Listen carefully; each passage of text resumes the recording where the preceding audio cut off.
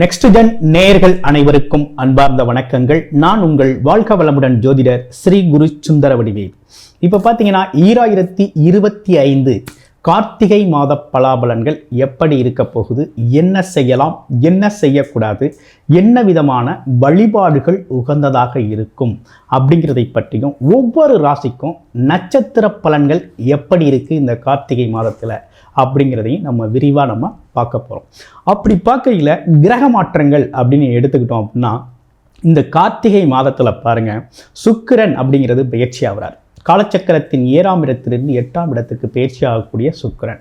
அடுத்து சனி பகவான் வக்ரவ நிகர்த்தி அடையக்கூடிய ஒரு காலகட்டமாகவும் இது இருக்குது. பொதுவாகவே இந்த கார்த்திகை மாதம் அப்படின்னு எடுத்துக்கிட்டோம் அப்படின்னா, நமக்கு எல்லாருக்குமே ஞாபகம் வர்றது அப்படின்னு எடுத்துக்கிட்டோம்னா, திருக்கார்த்திகை, திருவண்ணாமலை தீபம், பரணி தீபம் அப்படிங்கிறது தான் நமக்கு ஞாபகம் வரக்கூடிய ஒரு அமைப்பு அப்படிங்கிறது இருக்குது. அப்போ இந்த திருக்கார்த்திகையில், இந்த கார்த்திகை மாதத்தில் ரொம்ப சிறப்பான ஒரு விசேஷம் அப்படிங்கிறது பரணி தீபம் ஏற்றுறது. அடுத்து திருவண்ணாமலை தீபம் பார்க்கறது. அந்த பரணி தீபம் அப்படிங்கிறது பார்த்தீங்க அப்படின்னா, பித்ரு சாபம் நீக்கக்கூடியது, குடும்பத்தில் சுபிட்சம் வரக்கூடிய ஒரு அமைப்பு, லட்சுமி கடாட்சத்தை உருவாக்கக்கூடியது, துன்பங்கள் நீக்கி இன்பங்களை அதிகம் பெறக்கூடிய ஒரு அமைப்பு கொண்டது தான் இந்த பரணி தீபம்.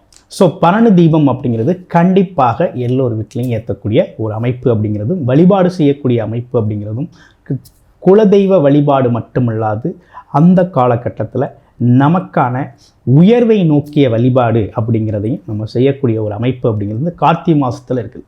அப்போ இந்த கார்த்திகை மாதம் அப்படிங்கிறது இப்படிப்பட்ட சிறப்புகளோடு இருக்கக்கூடிய இந்த கார்த்திகை மாதத்தில் உங்களுடைய ராசிக்கு என்னென்ன விதமான மாற்றங்கள், முன்னேற்றங்கள் ஏற்பட போகுது அப்படிங்கிறதை பற்றி ரொம்ப விரிவாக நம்ம பார்க்க இருக்கிறோம். இப்போ இந்த 2025 வரக்கூடிய இந்த கார்த்திகை மாதத்தில் கிரக நிலைகள் எப்படி இருக்குது அப்படின்னு பார்த்தோம் அப்படின்னா, காலச்சக்கரத்தின் 4ஆவது இடத்துல குரு பகவான் உச்ச வக்ரவ நிலையில் இருக்கிறார்.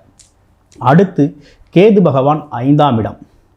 அடுத்து பாருங்கள், 7ஆம் இடத்தில் இருக்கக்கூடிய சுக்கிரன் பார்த்தீங்கன்னா வருகின்ற கார்த்திகை 11க்கு பிறகு எங்கே 8ஆம் இடத்துக்கு மாறக்கூடிய ஒரு அமைப்பு அப்படிங்கிறது கிரக மாற்றம் இருக்குது.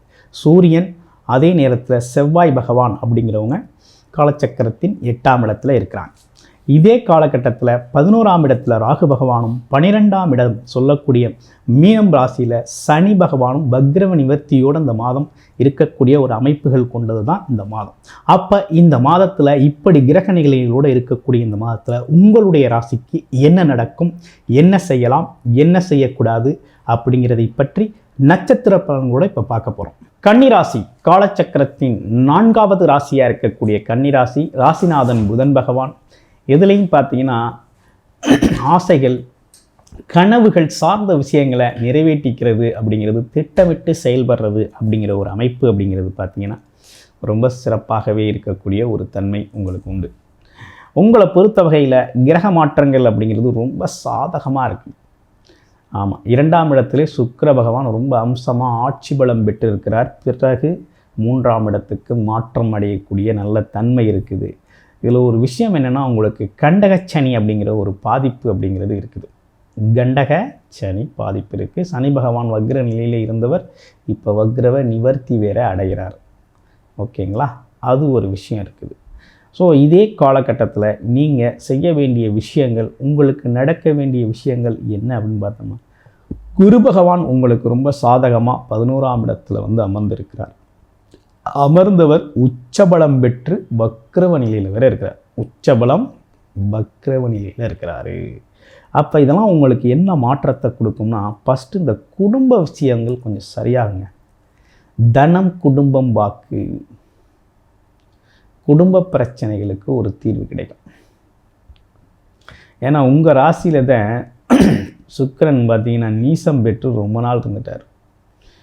என்னென்னா பணம் சார்ந்த பிரச்சனை, இன்னொன்று குடும்பம் சார்ந்த விஷயங்களில் ஒரு குழப்பம், ஒரு தடுமாற்றம், எதிர்பார்த்தது நடக்கலை, மகிழ்ச்சி இல்லாத ஒரு தன்மை, இதெல்லாம் கொடுத்துருச்சு. இப்போ பார்த்தீங்கன்னா வருமானம் சார்ந்த விஷயத்திற்கான முயற்சிகள் எடுக்கக்கூடிய காலகட்டமாக இருக்குது. குடும்பத்தின் மகிழ்ச்சி அப்படிங்கிறது அதிகரிக்கக்கூடிய காலகட்டம். ரெண்டாவது பொன் பொருள் சேர்க்கை, திடீர் அதிர்ஷ்ட வரவுகள், பண வரவு, இது சார்ந்த விஷயத்துக்கான விஷயங்களில் ரொம்ப சிறப்பான முயற்சி இந்த காலகட்டத்தில் ரொம்ப நல்லா இருக்குது. அடுத்து அண்ணன் தம்பி உறவுகள் சார்ந்த விஷயங்கள், இதில் இருந்தக்கூடிய கசப்பான விஷயங்கள்லாம் மறைஞ்சு ஒற்றுமை அதிகரிக்கக்கூடிய காலகட்டம். அடுத்து பாருங்கள், இடம் பூமி சார்ந்த பிரச்சனைகள், வீடு வண்டி வாகனம் சார்ந்த விஷயங்களை வாங்கணும் கொடுக்கணும் அப்படிங்கிற ஒரு விஷயத்துக்கு உங்களுடைய பிறப்பு ஜாதகத்தின் நிலை ஒரு தடவை பார்த்துட்டு செய்யுங்க. கிரக அமைப்புகள் அப்படிங்கிறது ஒரு நல்ல சிச்சுவேஷன், நல்ல அமைப்பு அப்படிங்கிறது இருக்குது. அடுத்து குருவின் பார்வை அமைப்பு அப்படிங்கிறது பார்த்திங்கன்னா உங்களுக்கு ரொம்ப அற்புதமாக இருக்குது. 3ஆம் இடத்தை முயற்சி ஸ்தானத்தை பார்க்குறார். இதுவரை எடுத்த முயற்சிகள்லாம் தடை தாமதம், எதுவும் சரியாக நடக்கலை, முடங்கி போச்சு அப்படின்னு ஒரு குழப்பத்தில் இருந்தீங்க இல்லையா? இப்போ அதெல்லாம் ரொம்ப அற்புதமான மாற்றத்தை உங்களுக்கு ஏற்படுத்துது. நல்ல மாற்றம் உருவாகிருக்குது. சனி பகவான் வக்ரவ நிவர்த்தி வேற அடைகிறார்.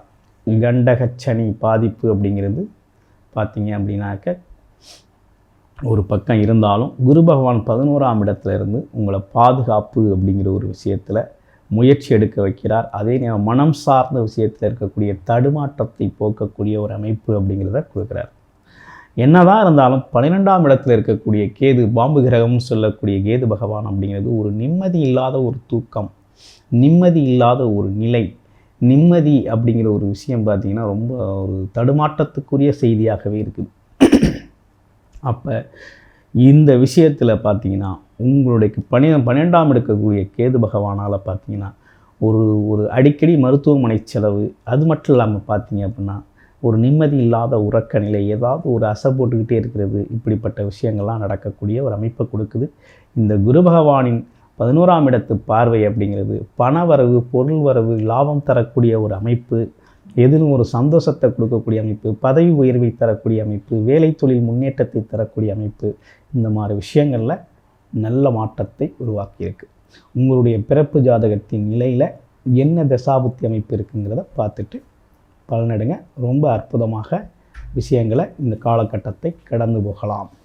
நன்றி, வணக்கம். இதுவரை நம்ம பார்த்தது அனைத்துமே பார்த்தீங்கன்னா பொது பலன், அதாவது ஒவ்வொரு மாதமும் நடக்கக்கூடிய கிரக மாற்றங்களால் ஏற்பட்டிருக்கக்கூடிய பொது பலனை ஒவ்வொரு ராசிக்கும் நம்ம பார்த்துருக்கோம்.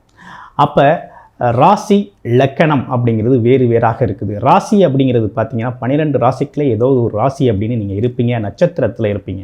ஆனால் லக்கணம் அப்படிங்கிறது மாறுபட்டிருக்கும். இப்போ ராசிக்காக நம்ம ராசியின் அடிப்படையில் தான் இப்போ நம்ம என்ன பண்ணியிருக்கோம் பார்த்தீங்கன்னாக்க இந்த ராசி பலன்கள் அப்படிங்கிறத கோச்சார பலன்கள் அப்படிங்கிறத பொது பலனை நம்ம கொடுத்துருக்கோம். ஸோ இந்த பொது பலனே நல்லா இருக்குது, கரெக்டாக இருக்குது அப்படிங்கிறது மாதிரி நேயர்கள் கூறினாலும் சொல்கிறீங்க. இருப்பினும் இப்போ என்ன விசேஷம் அப்படின்னு பார்த்தோம்னாக்க லக்கண அடிப்படையில் உங்களுடைய பிறப்பு ஜாதகத்தின் அடிப்படையில் என்ன தசாபுத்தி அமைப்புகள் நடக்குது அப்படிங்கிறத துல்லியமாக பார்த்துக்கிட்டிங்கன்னா இந்த காலகட்டத்தில் என்ன மாதிரி விஷயத்தில் ஈடுபடலாம், என்ன மாதிரி விஷயத்தில் ஈடுபடக்கூடாது அப்படிங்கிறதை பற்றி ஒரு முழுமையான விவரம் அப்படிங்கிறத எடுத்துக்கலாம் முடியும்.